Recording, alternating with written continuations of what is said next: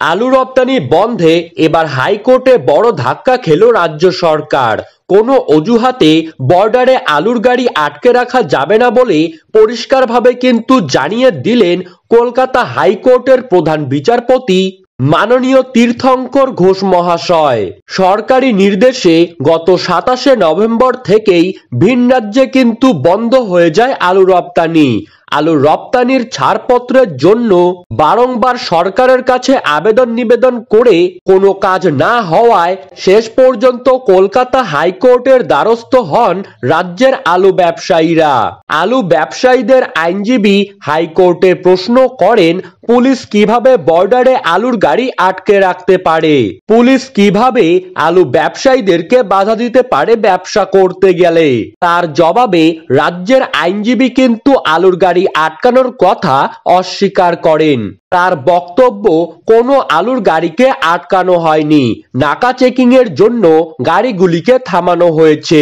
এরপরেই মামলাকারীদের আইনজীবী video footage দেখিয়ে অভিযোগ করেন, সেখানে স্পষ্টই দেখা যাচ্ছে মুখ্যমন্ত্রী কিন্তু নিজেই আলু রপ্তানি বন্ধের নির্দেশ দিচ্ছেন। পুলিশ কোনো আলুর গাড়ি ভিন রাজ্যে যেতেই দিচ্ছে না। আর রাজ্যের কৃষি বিপণন মন্ত্রী এই ব্যাপারে বর্ডারে দাঁড়িয়ে তদারকি করছেন। দুপক্ষের সওয়াল জবাবের পর গতকাল বিচারপতি তীর্থঙ্কর ঘোষ জানিয়ে দেন, পুলিশ নিয়ম মাফিক নাকা চেকিং করতেই পারে, কিন্তু নাকা চেকিং এর নাম করে বর্ডারে আলুর গাড়ি আটকে রাখা যাবে না। বিচারপতি স্পষ্টভাবে বর্ডার খোলার কথা জানিয়ে দিয়েছেন এবং স্বাধীনভাবে রাজ্যের ব্যবসায়ীদেরকে আলুর ব্যবসা করার জন্য জানিয়ে দেন।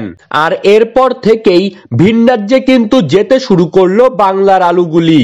আইনজীবীদের বক্তব্য, সংবিধানের 301 নম্বর ধারা অনুযায়ী আলুর গাড়ি বর্ডার পার না হতে দেওয়ার নির্দেশিকা কোনো রাজ্য সরকারই দিতে পারে না।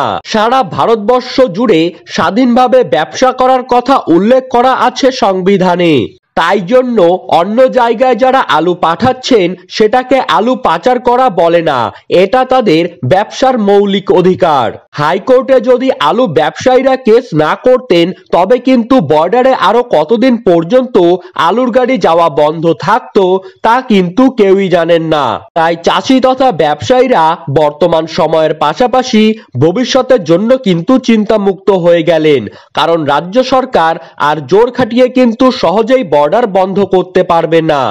এখন এটাই দেখার 2025 সালে আলুর বাজার কেমন হয়। তো বন্ধুরা, এই ছিল আজকের সর্বশেষ আপডেট।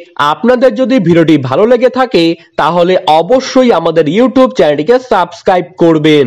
ধন্যবাদ।